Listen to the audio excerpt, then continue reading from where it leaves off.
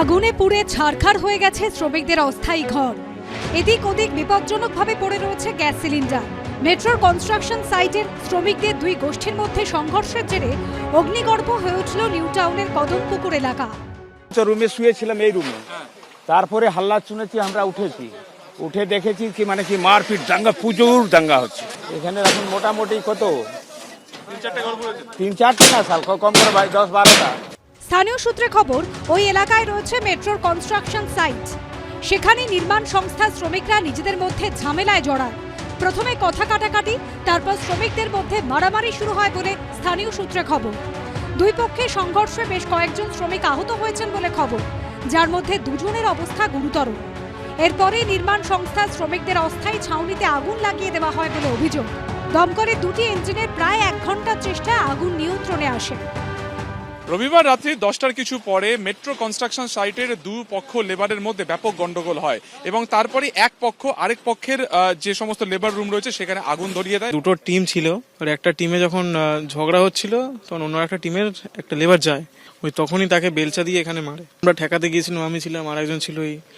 কিন্তু কি কারণে দুই গোষ্ঠীর শ্রমিকদের মধ্যে ঝামেলা, কিভাবে ওরকম অগ্নিগর্ভ পরিস্থিতি তৈরি হলো, গোটা ঘটনা তদন্ত করছে টেকনোসিটি থানা। পুলিশ সূত্রে খবর, শ্রমিকদের মধ্যে সংঘর্ষের ঘটনায় বেশ কয়েকজনকে জিজ্ঞাসাবাদ করা হচ্ছে। সুকান্ত মুখোপাধ্যায়ের রিপোর্ট, এবিপি আনন্দ, কলকাতা। সোশ্যাল মিডিয়া ব্যবহারে এবার কড়া বিধিনিষেধ। পুলিশ কর্মীদের জন্য নতুন গাইডলাইন জারি করল লালবাজার। অফিসিয়াল সোশ্যাল মিডিয়া প্ল্যাটফর্মে এবার থেকে শুধুমাত্র অনুমোদিত অফিসাররাই কলকাতা পুলিশের তরফ থেকে বিবৃতি দিতে পারবেন।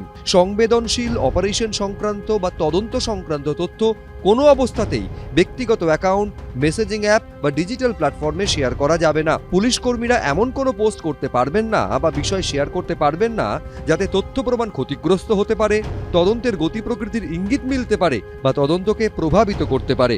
সরকারি নীতি, প্রকল্প, রাজনৈতিক বিষয় বা ধর্মীয় বিষয় নিয়ে ব্যক্তিগত মতামত এমনভাবে প্রকাশ করা যাবে না যাতে নিরপেক্ষতা ক্ষুণ্ণ হয়, জনসাধারণের আস্থা নষ্ট হয় বা আচরণবিধি লঙ্ঘিত হয়। অন্য কোনো বিভাগ, ঊর্ধ্বতন কর্মকর্তা, সহকর্মী, নিজের প্রতিষ্ঠান কিংবা সরকারি কর্মসূচি সম্পর্কে জনসমক্ষে কোনো বিরূপ মন্তব্য করা যাবে না। সরকারি দায়িত্ব, পরিদর্শন বা সংবেদনশীল সফরও সোশ্যাল মিডিয়ায় ব্যক্তিগত অ্যাকাউন্টে পোস্ট করা যাবে না। নির্দেশিকা না মানলে শাস্তিমূলক ব্যবস্থা নেওয়া হতে পারে বলেও জানানো হয়েছে লালবাজারের তরফে। ময়ূখ ঠাকুর চক্রবর্তী, এবিপি আনন্দ, কলকাতা। এবিপি আনন্দ, এগিয়ে থাকে, এগিয়ে রাখে।